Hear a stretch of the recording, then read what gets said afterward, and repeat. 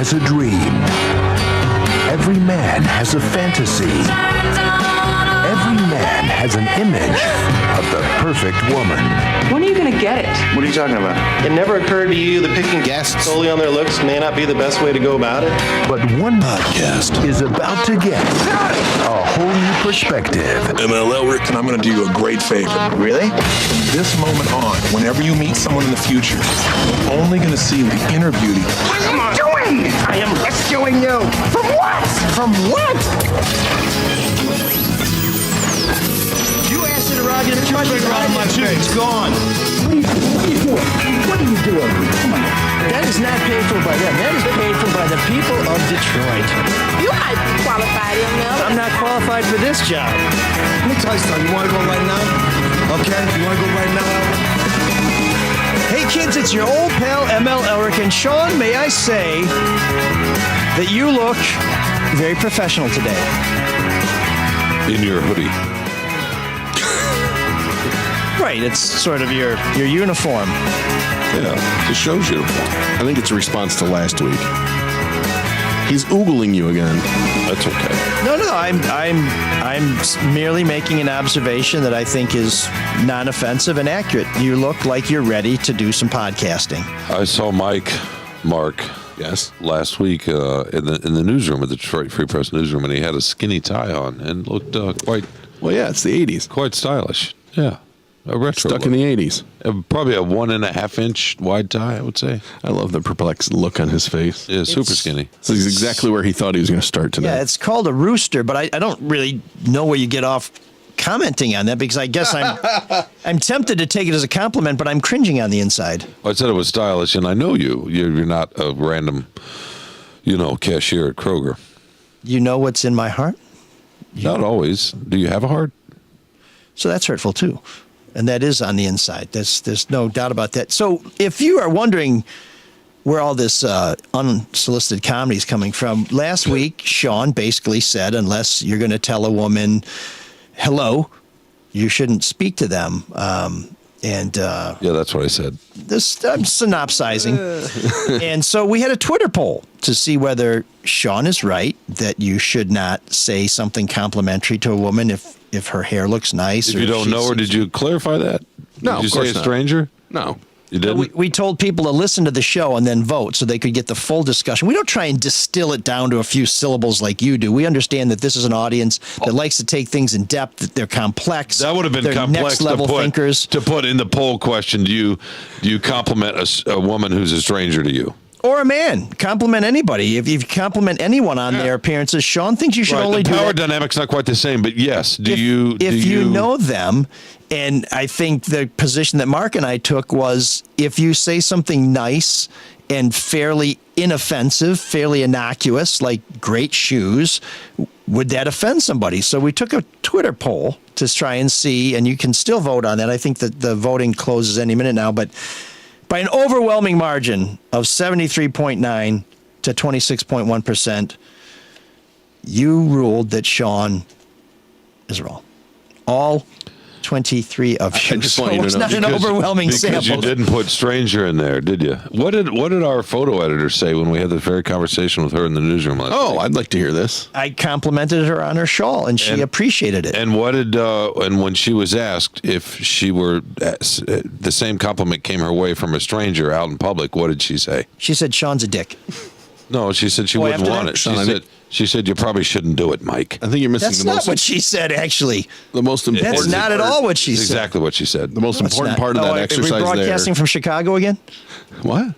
Sean has this tendency to say things that he's absolutely certain of when you review the tape that he's wrong about. Maybe she didn't say probably. Maybe she didn't qualify it at all. We didn't record that. Sean, you're missing the point of his Twitter exercise is just that he just wanted you to be wrong. Oh, I see. Didn't matter what the poll was about. No. I don't need the populace, the hoi polloi to tell us that Sean's wrong. It speaks for itself. It stands out like a thumb that's been struck by a ball. All right, let's run a poll and include the word stranger in there. Or just run a poll that says, "Is Sean wrong?" Oh, well, that's fine too. Well, if that's what you need to do. If that's what you need to do to prove yourself right. I was going to do that, but I didn't want it to be 100-0. So I gave him a shot. What a dick. And 26.1% of the populace says Sean is right. So that's good. That's 1 in 4 people. So basically, 26% of the people polled think you shouldn't give a woman a compliment if you know her. That's interesting. No. 26. No, because that was the question. 26.1% of the So people. that should tell you something right there, that a quarter of the people out there don't even want you to say anything if you know them. 26.1% of the people don't think you should compliment anybody. You should basically be a cold, inert object. No, just ask them how their workday was or whatever. Zombie. And they'll say, it was okay, but nobody complimented me on my nice dress. How they're feeling, yeah. So anyway, we don't really need to Or did they get their car fixed or whatever? We don't really need to dive into that. I just wanted to, as clearly and as early as I could, establish that Sean was completely wrong. So exactly. That box being checked, let's talk about somebody who's right, and that is our colleague Lindsey Green, who has been named a finalist in criticism for the Pulitzer Prize, which is a significant accomplishment. The winner for criticism was Sean Windsor. Not for a Pulitzer Prize, but he's the top criticizer. But Lindsey won. He's not biting. He won't bite on it. No, he's chewing his enmity. But no, Lindsey is someone who's been a frequent guest on the Carlos and Sean Sports Podcast, which is interesting. But she is our restaurant and food critic and also has a lot of big insights on issues that go way beyond what shows up on your plate. And the Pulitzer Prize judges have named her a finalist, which means that she is one of the top 3 journalists writing in that particular category. So that's a big deal, and we want to salute Lindsey. Apparently Sean doesn't because he's not saying anything. No, I was just going to say that I would quibble with one thing. It's not that it goes way beyond what's on the plate. She's writing about why what's on the plate is on the plate, and then the space you're enjoying or trying to enjoy what's on the plate and what that feels like for various folks. I mean, to me, that's what makes her so distinctive. I think I kind of said that with fewer words, but yes, Sean. What a role reversal that was. So, that's still food. I mean, right? Well, no, but she's also talking about how the restaurant revival isn't being enjoyed by all Detroiters. Exactly. How when you have a majority black city, when you go to these she restaurants, that they're almost majority. Well, they're certainly majority white. The only white guy you won't see him is me, because I don't believe in paying a lot of money for a little tiny piece of food that has like a twig in it that looks like an umbrella. But Sean knows all about that because he used to pass off some Gordon Food Service hash while he was working at a diner in Ann Arbor. No, we made it from scratch. By the way, you're referencing the umbrella. He is stuck in the 80s, right, Mark? Yeah.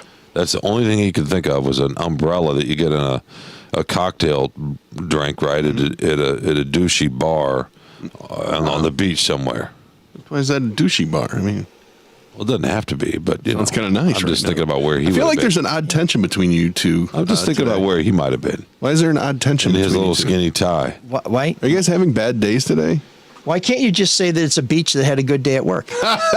You would have been the bar back in cocktail, right? Could you just say it was a bar that seemed to have a fine character? You're the Welcoming guy. to all. Are you the guy laying on the bar with his mouth wide open in Coyote Ugly? Is that you? I didn't see that movie because I don't like the way it objectifies people, Sean. No, I figured you were part of it. It's also made in the 90s. Yeah, that's not far back enough for him. Pretty new. But we also have a special guest who is now trying to disconnect as quickly as possible. That's Dave Boucher of the Detroit Free Press, who, along with Dana Fana, wrote a fantastic piece that was on the front page of the Detroit Free Press a week or so ago, an investigation into the people that the city of Detroit entrusts to make sure that our elected officials are properly compensated. It's an important role. It's not unusual for governments to have a compensation commission that will do a study and determine whether elected officials deserve a raise or not, mainly because elected officials always figure they deserve a raise, but if they vote for it, they figure they'll get in trouble. So what they try and do is they put together basically a beard to say, just run around and look at some stuff and then give us some more money.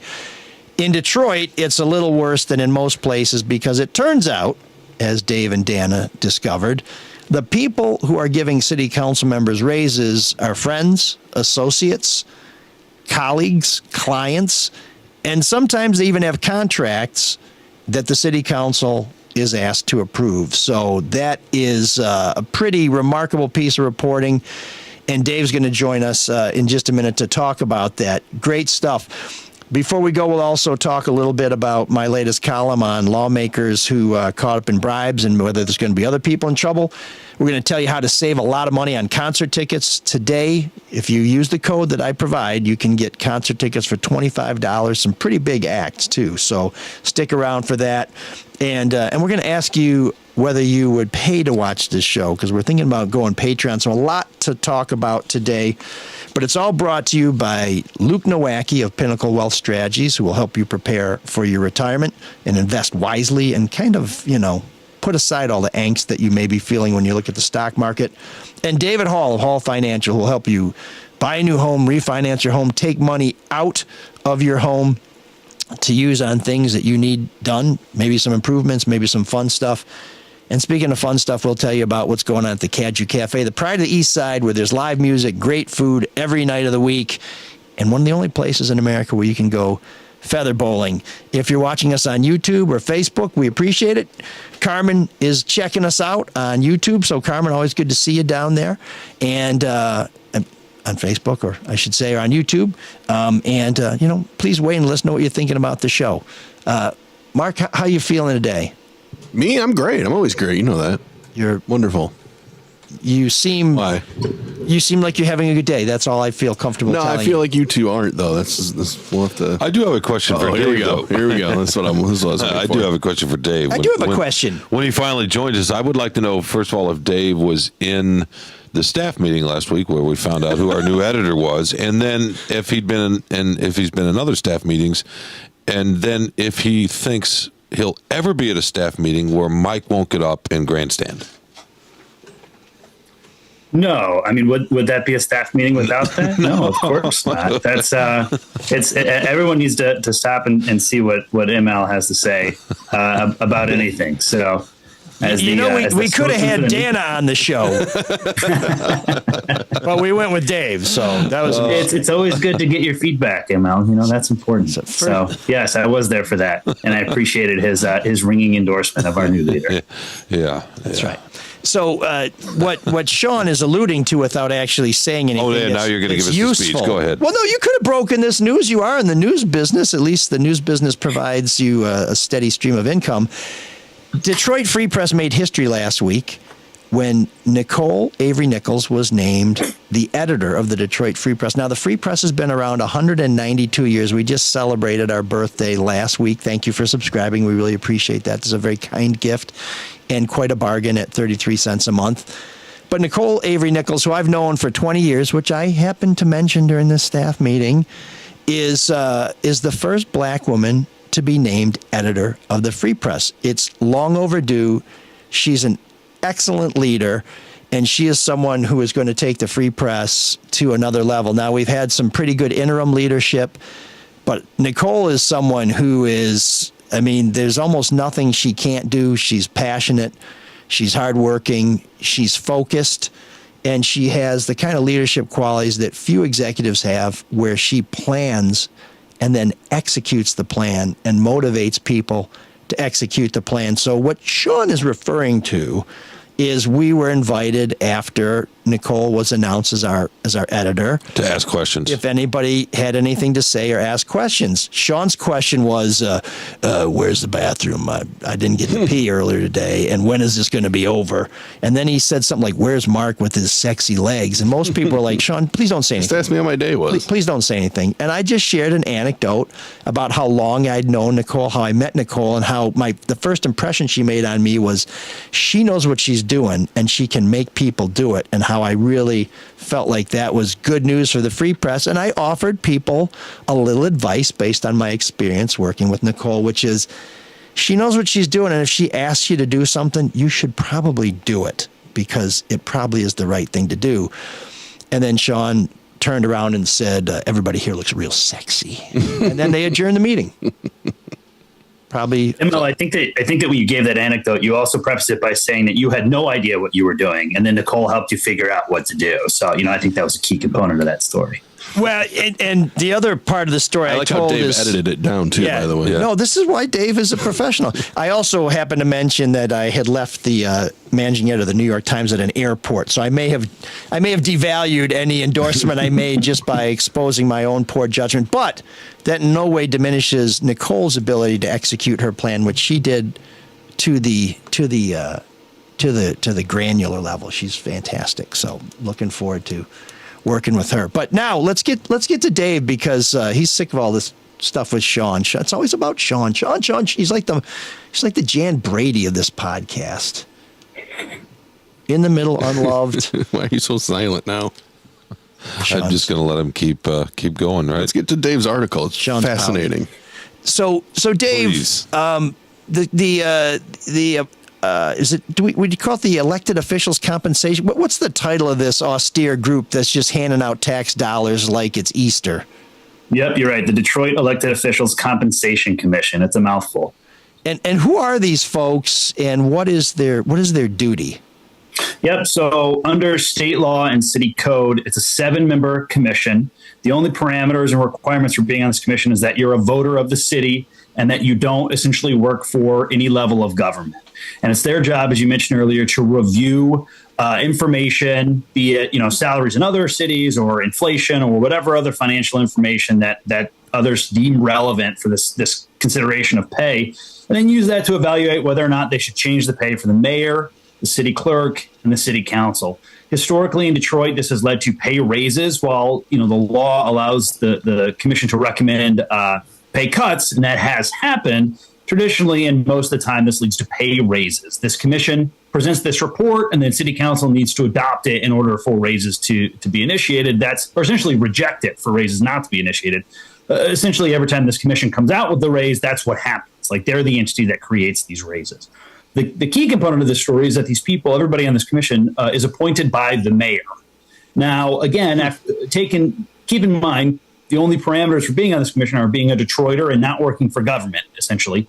But Jana and I found that of the commission, there's currently 6 members, that there are 5 members with really obvious connections to either Mayor Duggan, to city council, or to city business. As you mentioned, one member on the commission helps run a small media company. And after she was appointed to this commission, the media company got a 6-figure contract with the city. We confirmed through documentation and the company that this individual is doing work for the city as part of that contract. And roughly, 4 or 5 months after their company got this contract, she voted for pay raises for the city council.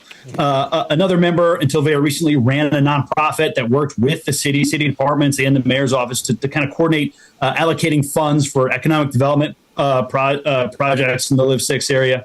Another member of the commission, the leader of the commission, to this day on her website says she's a lawyer, says she's actively involved in representing Mayor Duggan and city members of city council in legal related matters. She says that that's related to the mayor's reelection campaign and other people. But, we found court records showing that she represented a sitting council member while she was the lead of this commission.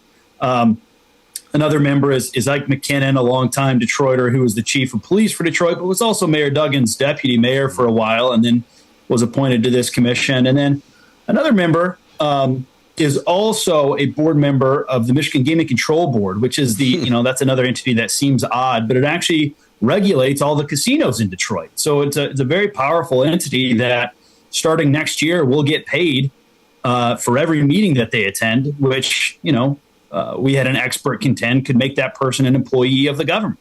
So, and these were not, we didn't need to dive deep to find these connections. This was essentially Googling the people on this commission and looking up who they were. And these ties came up in some cases almost immediately. So it just speaks to people who are on this entity and the people who are getting to decide whether or not the mayor and council deserve a pay raise. What's amazing is it doesn't really seem like they're hiding it, and they don't have to hide it because this is all technically legal and above board, correct? Yeah, so there's questions about whether or not some of these people are eligible to serve.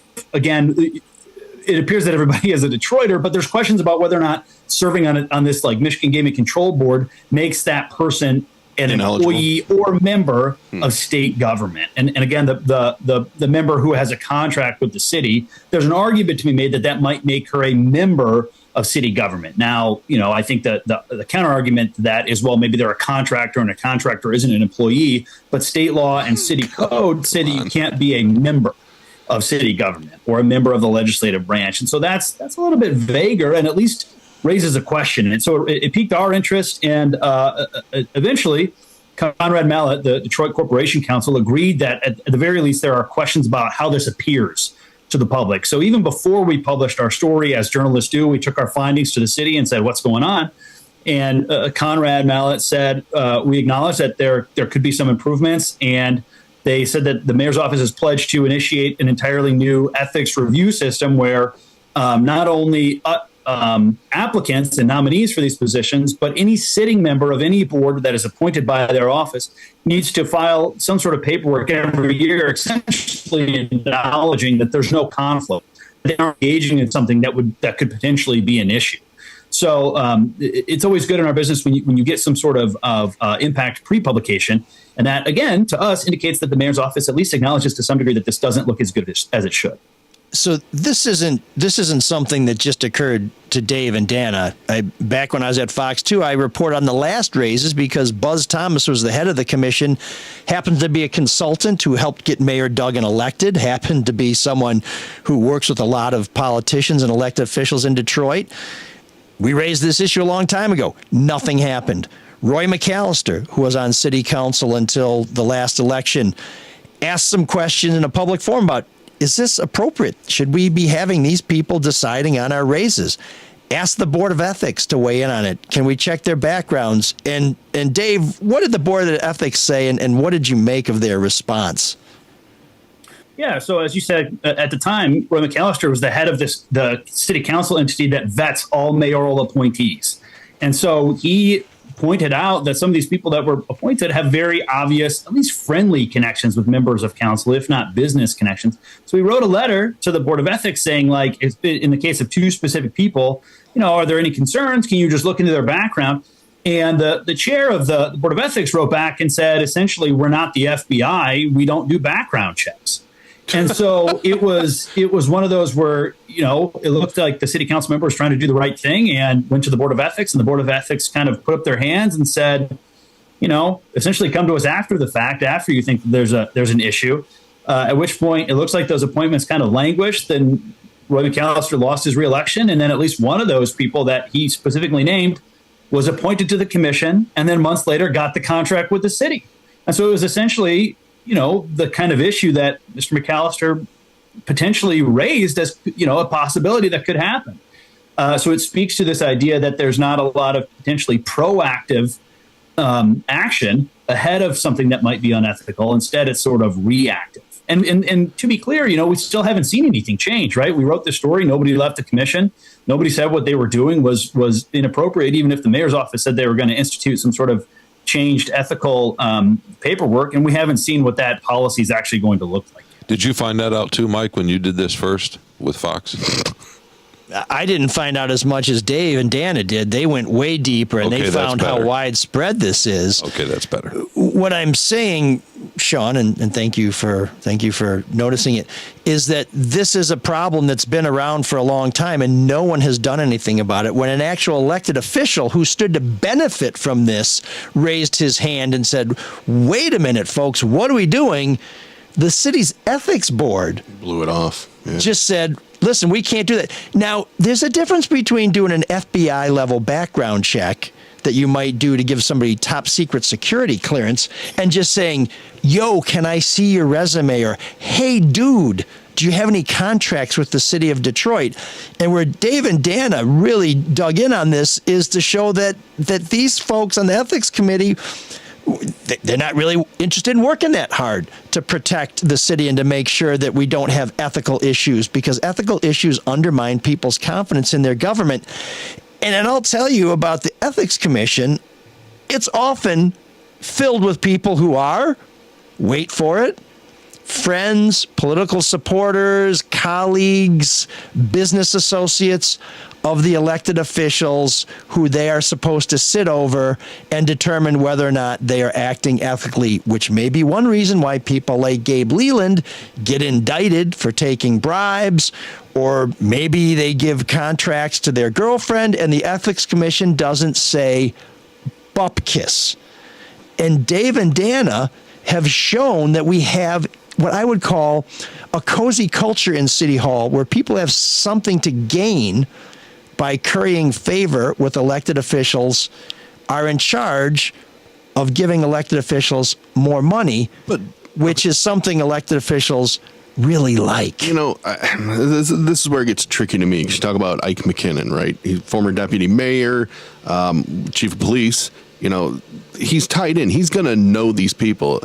And there's a difference between, there's a connection. They know each other because they all kind of move in the same circles. It's the contracts that really kind of, raise my eyebrows to the point of like, okay, how much money is being handed out? And Dave, you wrote that there was a 6-figure contract for a media consulting for the city council from this commissioner. Do you know, is that something that gets bid out? Were there other people trying to get that contract, or was it just this one that looks like a kickback? No, there were other people that were bidding out for this. This is it's essentially PR. It's related to some of the marijuana businesses and what is like the changing environment of marijuana business in Detroit. And it was bid out. It's the company that got it. It's named Ignition Media. It's led by Dennis Archer Jr. And so, while of course he is not on the commission, that is another, someone who is well connected in Detroit and Michigan politics. But no, it went through a bidding process. I think the question that we had and that we raised, and that again, Conrad Mallett, the essentially Mayor Duggan's attorney, acknowledged was valid, is that once somebody is on a commission, there's nothing right now to prevent them from participating in a bidding process. Yeah. There's not an ethical review about even whether or not that's okay, whether or not they need to get a go ahead, whether or not they need to recuse themselves. There's nothing like that. And to your point about Chief McKinnon, it's not, nobody is necessarily saying that he broke the law or anything, but again, there are 650,000 people in Detroit, and almost none of them work for the city or for the state or for the county. And to find 5 people that are on this commission that have some connections is, at the very least, it piqued our interest. Yeah, it's not a good look. You can make the argument that it's hard to find people to serve on volunteer commissions, but it's really hard if you don't post the jobs. And if you don't ask other people who aren't your friends or people that you know to serve on these commissions. And this might not be an apples to apples comparison, but there are lots of state boards and commissions, again, at the state level, and these are posted on the internet. Anybody can apply to it. Obviously, that doesn't mean that they're going to be picked. But we asked all of these members, why would they want to serve? Why do you want to be on this seemingly random commission? And Ike McKinnon told us that a longtime staffer from Mayor Duggan called him and asked him to be on. Oh, wow. That longtime staffer isn't calling you or me or somebody else. They're calling somebody that they might know, right? And that's part of this. That speaks to, I think, what ML deemed the cozy culture. Those other boards you talked about, are those appointed boards? Are they, how are they chosen? Yep. So, for example, there's a state elected officials compensation commission. It's essentially the exact same thing as the city council position. So there are state boards where they're appointed by the governor. In some of these boards, the head of the Senate might be able to weigh in, or the head of the House might be able to weigh in. And some of them are paid and some of them are not. So again, some of this might not be apples to apples, but in a lot of these entities, these people are appointed. They're, there's at least a modicum of in the case of the House and the Senate, some sort of review process. And there are times where there have been appointees who have been rejected. And, people cry politics, but there's at least some sort of review process that is involved there. I think it's really, speaking of state lawmakers, it's really important to note, too, some of the context here. Even before these pay raises that were approved, Detroit city council members are making more money than state senators and state representatives. Mayor Mike Duggan is making more money than the governor and both Michigan U.S. senators. That's amazing. By the time these new pay raises take effect, the mayor will make almost as much money as the mayor of Chicago. So the mayor of Chicago, if that person didn't make any more money, didn't have any sort of pay raises, the Mayor Duggan in 3 years would make more than that. The city council in Chicago just approved pay raises for Chicago. So that's the sort of context here. It's not like it's close either. By the time these pay raises kick in, finalized anyway, Mayor Duggan's making about $65,000 more than Governor Whitmer. So it's not like these are just on the margins, sort of change. Why would you ever want to run for governor then? Just stay mayor and have all your power and money. So, Dave, the amount of money that city council members make and the city clerk. So I said earlier that these elected officials want to make more money. That's not my opinion. As long ago as when I reported on this at Fox, and I don't know if things have changed, but our city clerk, Janice Winfrey, was saying she wanted to be paid what the mayor was paid. I mean, she wanted essentially to almost double her salary. Elected officials have gone on the record and have been on the record for some time saying, we think we're undercompensated. Now, I don't think Mayor Duggan has said that, and I can't refer to any particular city council members who have said, give me more. But they didn't reject these raises, and these raises are substantial. Dave, can you tell us what the pay is for city council members and where they're going to end up after these raises kick in? Yes. So at the start of this, before the raises took effect, city council members were making a little bit more than $89,000 a year. And so what the raises did is that it provided an immediate 7% bump.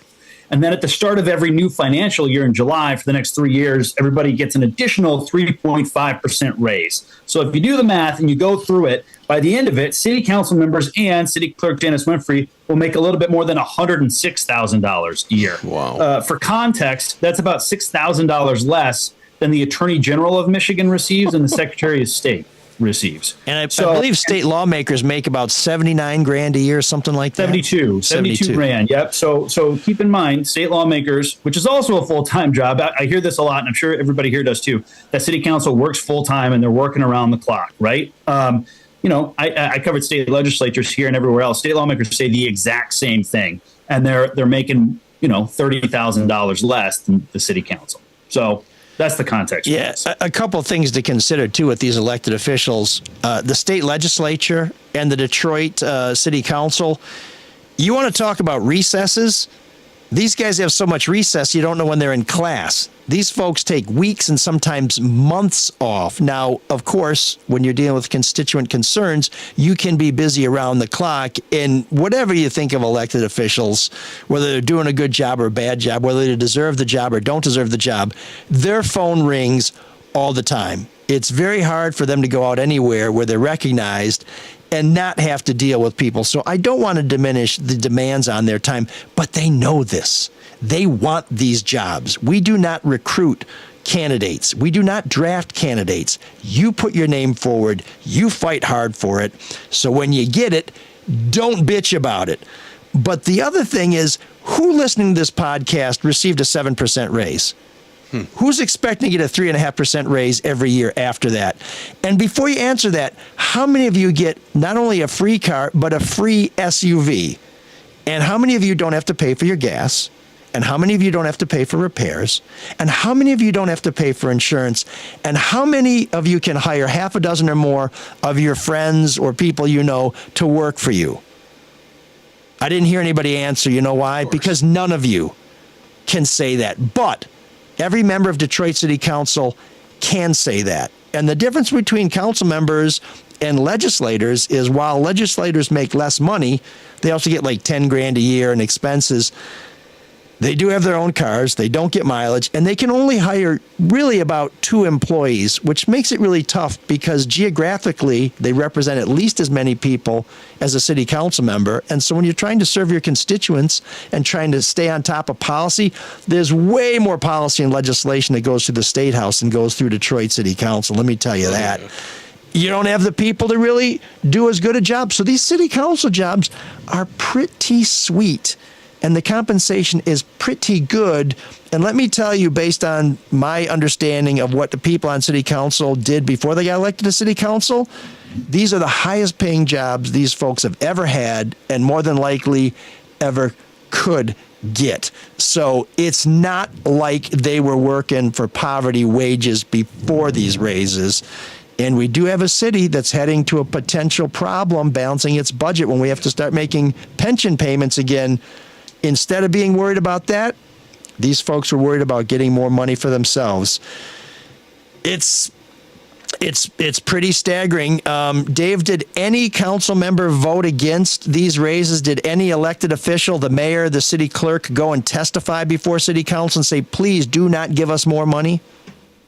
No, nobody voted against it, and I'm not aware of anybody coming out and advocating against the raise. Now, the mayor's office didn't ask for one, whereas in comparison, Clerk Janice Winfrey did ask for a raise and asked for, to your point, a fairly sizable one. It wouldn't have had her salary match the mayor's office, but it would have been a very substantial raise. And so the Compensation Commission instead instituted the raise that I showed that, honestly, in comparison, seemed much more reasonable than the requested raise that came from Clerk Winfrey's office. I do think it is worth noting, too, in the fall, City Council did approve new contracts with some of the largest unions representing police officers in Detroit. And those contracts did include both one-time raises and annual percentage raises, which is the first time in a long time that officers had received. Do you know what the percent like was, Dave? I'm sorry? Do you know approximately what percent of a raise they are? It was about a 10 grand for a starting officer, a 10 grand initial bump. I think it went from something like $40,000, $50,000 a year, and then 4% annual increases. I believe it was at the start of every financial year. It was, it came out. And if you look at the math and you look at the raise that like the mayor got versus the raise that the police officers got, it's not apples to apples because the police officer raise goes longer, the contract's longer. So in the short term, the mayor would make more. In the long term, if he got the police raise, he'd make a little bit more that way. But they did institute raises for the police officers. Police officers constitute a majority of city employees. But, I think we've all also seen, I think it was a year or so ago, where the city announced that they were trying to make sure that everybody who got employed by the city made minimum wage.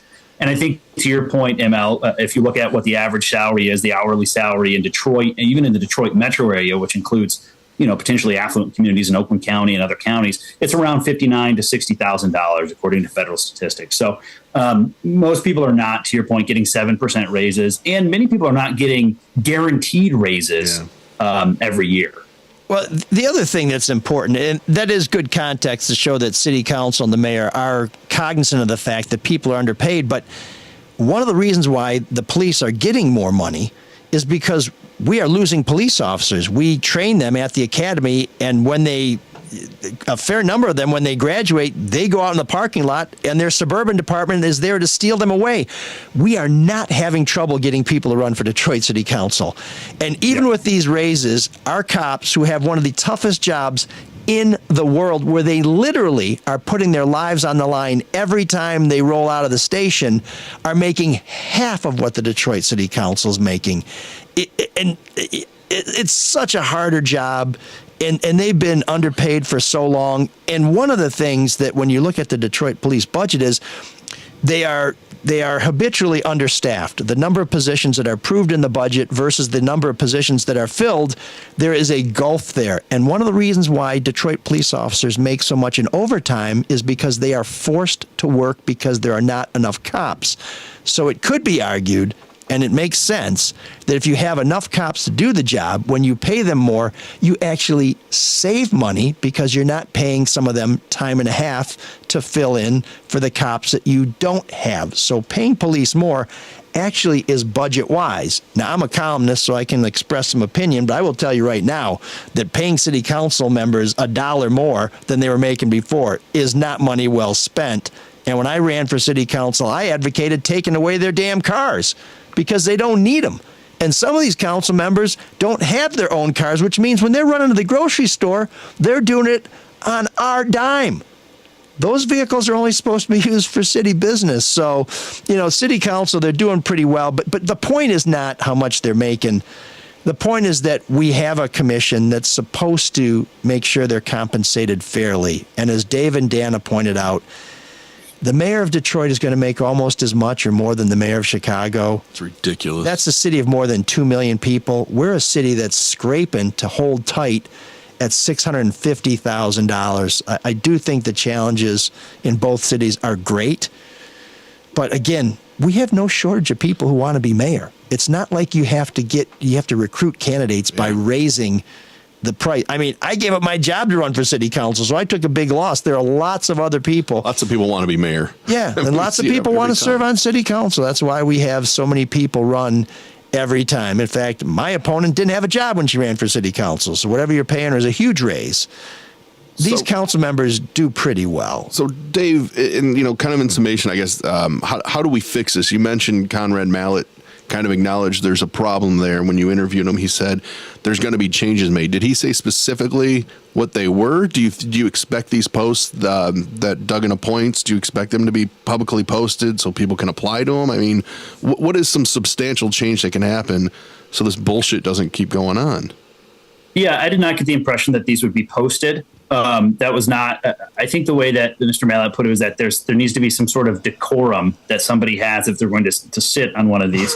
Again, I'm not sure what correlation that has to posting a job, but that was the way that he phrased it. But I do think that what he talked about is essentially instituting a relatively straightforward 1 or 2 page form that everybody would need to fill out every year after they're on an entity, and potentially before during the appointment process, saying that they don't believe that they're in violation of any sort of legal or ethical conflicts. It sounds like it'd be like a relatively broad form.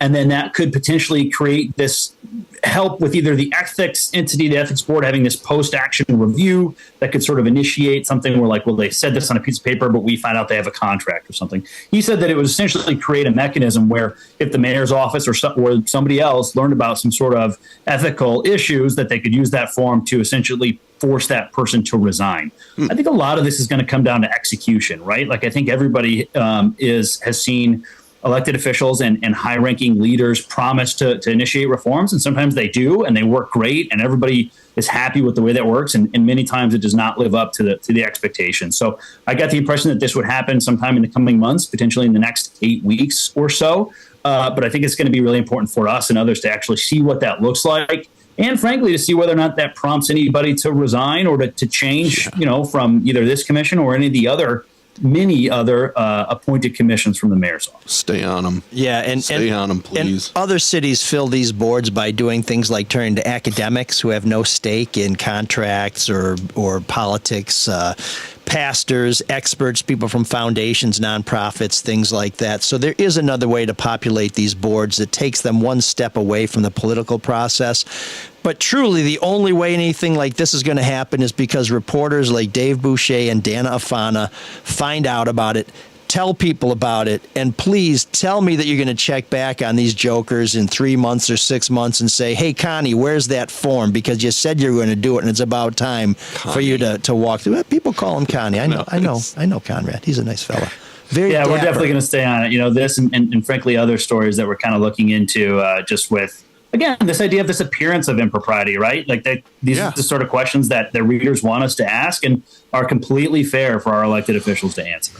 Yeah, nobody else is asking these questions. Certainly the people who are supposed to, like the ethics board, are not asking these questions, but Dave and Dana are. And when you ask these questions, you find out more things. And when you tell people, they become informed. And it's so crucial that we do stories like this because nobody else is looking into it. And when you say you want to restore faith in government, when you say, well, you should do it this way or not do it that way because it creates the appearance of impropriety or it could undermine faith in government.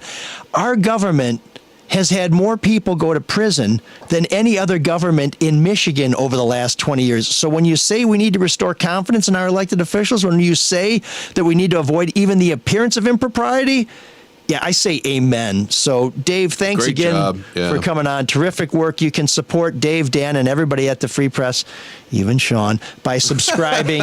We'll have a link on our website. That's mlsolvedetroit.com, so you can subscribe it. And there's an offer now where if you subscribe, it's like $10 for a year, and you get a $5 Amazon gift card back. So it's only $5. And read Dave's other story on the Michigan Economic Development Corp. Holy shit.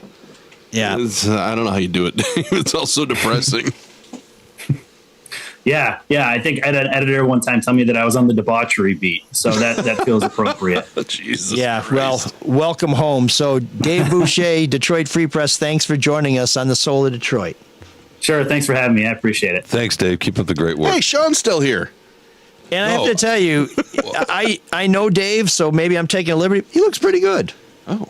I like the green chair, the green fleece zip, the green plant in the background. Like his work. I don't even notice him or judge him on his looks. I just judge him on his work. No, the quality of his character, the content of his character is par excellence. But the guy's a whole package, so we just have to acknowledge Dave, that. yeah, thanks, man. Keep it all up, and the next time you come in, maybe Mike will ask you a question.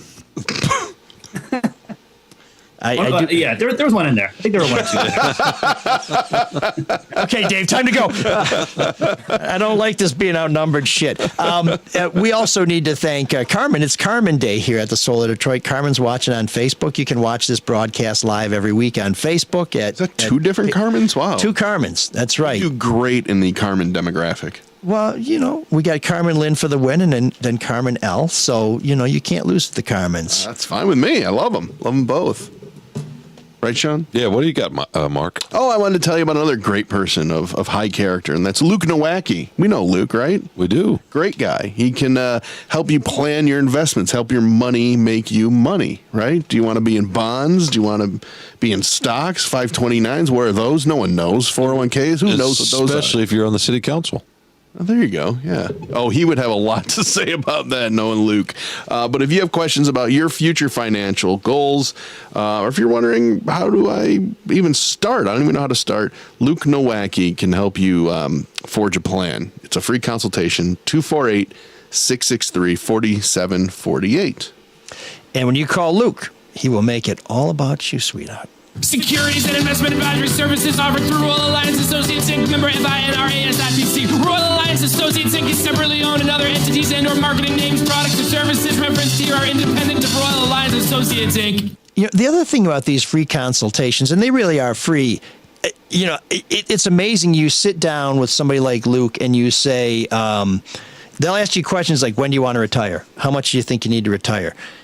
And you really start to realize, I better get it together. I'm going to work until I die. And you do not want to do that. So please take advantage of these folks who will help you get a plan so that you don't have to die at your desk. Oh, God. That's depressing. But you look good. What if you want to work? Luke is a handsome man, too, by the way. What if you want to work? Of course, Sean. What if you want to work? I mean, some people do. Yeah, but wouldn't it be easier to, say, choose a job if the money didn't matter? Don't you want to bounce those grandkids on your knee instead of saying you want the services of Luke, but some people just want to work. So then you can still have Luke, but there's can still nothing work. better than financial freedom. Yeah, you want the choice. How about working, Sean? How about you just volunteer? You could do that too. There you go. Because when you call Sean, he'll make it all about working until you die. No, or if you do important work, like 1-800-666 Sean. No, if you have a job that's so important like Mike, you might want to work for a long, long time, right? Sean, to paraphrase you, your job is to keep 5 billion people in line. My job is to keep you in line. That's that was funny. That's a good tweet. Oh, did he? He tweeted that out. I think didn't you tweet that out? Yeah. Oh, that I told him that. Yeah, I did. I was like, Sean said something kind of worth sharing, and then I shared it. But that job doesn't come with any compensation. A job well done is its own compensation, Sean. It's love, I guess. Love. Yeah. Knock it off. Love comes. So that's good. You know who I love? David Hall and Hall Financial. Hall Financial. The spring buying season's here. They can help you not work too. So, how so? By taking cash out of your house? Exactly. Okay. You can take it out of your house and put it in your desk while you're working your ass off until the friggin' Grim Reaper comes and pulls your stiff fingers off the phone. If you don't want to work forever, maybe refinance your house, right? So you can pay it off when you want to pay it off, right? Yeah, of course. Pay less, live more. Is that what he would tell us these days? I don't know. I don't know what he would tell you. You should just call 866-CALL-HALL or go online to callhallfirst.com. But it is the spring buying season, and if you think this might be the right time to buy, the first call you need to make is to Hall Financial. Once again, 866-CALL-HALL. They have a ton of programs right now that can save you money off your rate. They can even help you with down payment assistance. How about that? This week, they've announced a 1% down program with up to $4,000 in forgivable down payment assistance for qualified buyers. So once again, you can go to our website. There's a link for Hall Financial right there, or you can just simply call 866-CALL-HALL. Make sure to tell them that we sent you and enjoy their 5-star service just for our listeners. That's pretty good service. What do you think about that, Sean? What's on your T-shirt? All right, great. Oh man, the geeks have inherited the earth. Did I do that? What a dork. Does him wanting to play with us again mean that he's turning into a geek, or we're turning into cool guys? Stop objectifying me. No, I wanted to know what it read. I thought it said Soul of Detroit. Stop staring at my breasts. It says "Do It in Detroit." I thought it might have said "Soul of Detroit." I think that wasn't that an old Detroit? You're city? not a company man anymore, eh? What? It's all about Drew and Charlie. What are you talking about? Because I didn't wear a shirt today, a Soul of Detroit shirt? Or is he going to change his name to Charles? What makes you think it's not French? It's not Detroit. Detroit. Wasn't that an old slogan for the city in the 80s? You would know. Do it in Detroit? Yeah. I don't know about that. All right, fine, whatever. I know a lot of people are doing it on Belle Isle if you went there after hours, but that's which is in Detroit. So. It's just a shirt. It's just a shirt. Speaking of shirts, I want to force you. If you're watching this, I'm going to stand up. I'm wearing my Sisters of Mercy T-shirt, which is one of my favorite pieces of garmentry. So, if that's a word. Yeah, are you going to judge him, Sean? Oh, for not wearing Soul of Detroit stuff? Yeah. Come on. I wear it on who's the geek of the week? I wear it on my countenance. Who's the geek of the week? There can be no debate about this one. Oh no! If you've ever been downtown, oh no, and stopped by Cafe de Mongo's, you know it is a distinct, iconic, fantastic place where everybody comes together for good times, for music, it has one of the last true boulevardiers that runs the place. Larry DeMongo is the kind of guy that when you go into the place, you know you're in Larry's house, and Larry knows everybody and welcomes everybody. This is a place that's brimming with the personality and the character and the dynamism of the host and the namesake, DeMongo's. Larry DeMongo, Cafe DeMongo. It's all there, and it is truly, I mean, it's legal, but it's a speakeasy. It's sort of like a little slice of New Orleans. Is this a geek of the week or a new sponsor? Well, he's getting to the point. Okay. Or it's for those people who liked the Rhinoceros way back when in the warehouse district. It still has that kind of eclectic vibe. It's just a fantastic place. But around 4 a.m. Sunday, a guy walked by wearing a T-shirt that said Manic on the front, stares at the front of the building, picks up a lawn chair because they have nice cafe seating in front, and throws it through the front window. Now, this is a place that everybody enjoys going to, where everyone is welcome, and this goofball, his only thought is to throw the chair through the window. Now, you may be thinking that this is an idiot who doesn't know what he's doing. He sat there and stared at the window for a long time before he threw the chair there. But the minute the chair goes through the window, he takes off running. Yeah. So he did know what he was doing. And we encourage you, if you've seen this video, it's been on the news, it's on Facebook. Please call the authorities, because we don't want people like this ruining our downtown, because things are starting to come around, and we don't need geeks like this guy screwing it up. So, and that's why you should do it in Detroit. It was a city slogan, 1984. Coleman Young introduced it, and religious leaders were not happy with it. Oh, really? Because of the sexual connotation. But people shouldn't have sex? Doing it in Detroit. Could be building your business there. It could be anything. Moving a home there. It could be. Some city council members were not happy with it either. So. Uh-oh. Back in the day when they weren't so chummy with the mayor. Yeah, it's city council is not exactly the check on the power of the mayor that it once was. But at any rate, Mr. Manic, you are our Geek of the Week. See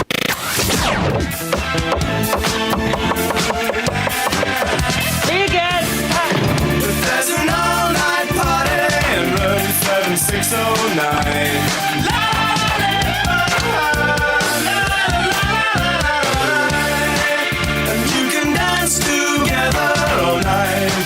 The time.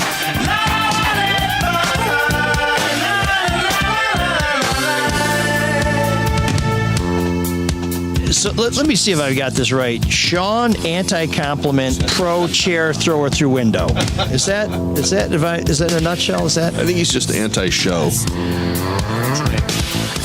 No, okay. All right, great content, Sean. Thanks. Let me tell you, if you're going to throw we're listening to a chair through a window, do not try and do it at the Caju Cafe, because the odds are you will hit somebody performing music or eating mussels, and they will come out and they will go east side on your ass, as Kay Everett once said. Or you maybe even making a speech to the lucky patrons. That's right, city council member. No, usually when I am at the Caju Cafe. Either I'm sipping on some fine libations, or maybe tasting some of the delicious comestibles that are available until midnight at one of the latest kitchens on the east side, open till midnight every night but Sunday. Libations. Until it's 10 o'clock. The worst part of Sean is how much he loves it. He loves it. I'm just waiting for Sean. Sean's sitting there. He's like, are you kind of anonymous when you're there?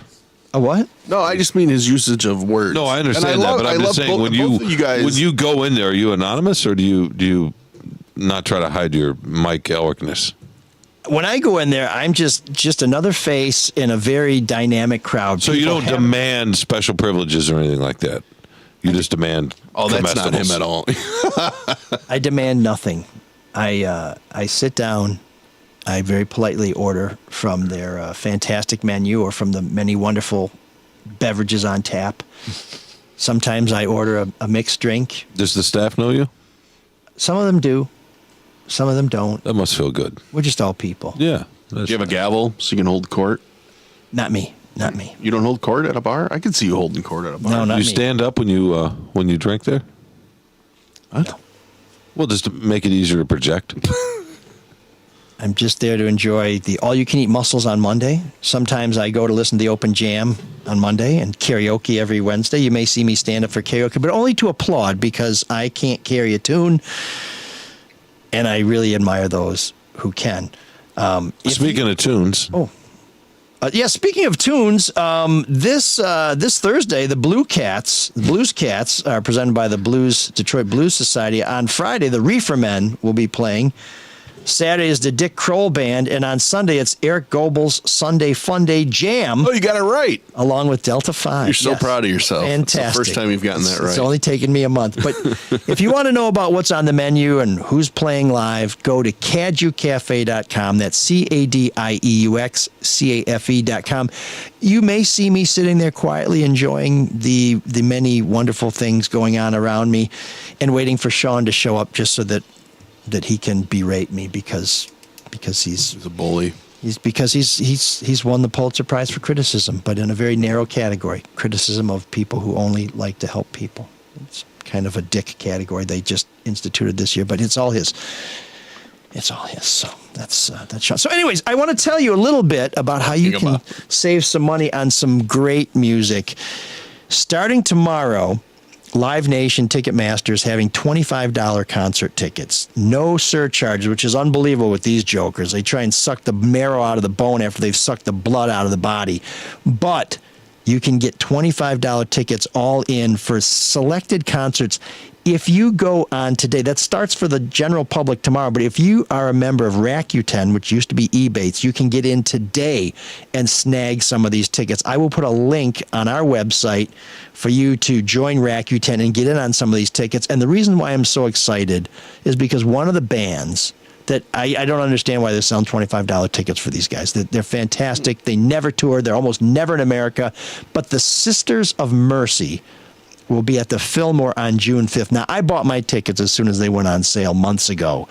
I can't wait to go. I'm reaching out to anybody who can help me connect with Andrew Eldritch, the lead singer, no relation, who we would love to have on the show to talk about the Sisters of Mercy. They are one of the great, great bands of the 80s and early 90s. Fantastic. And after this little ditty from the early 80s, Dancing on Glass, we'll tell you why the Sisters of Mercy is an act you want to see. Still time. And when you see them, you'll see me there, standing up. Still time. And dancing. Terrible post. On glass. Just awful. Like the Sisters of Mercy. And the Soul of Detroit. Still too much time. Did I mention?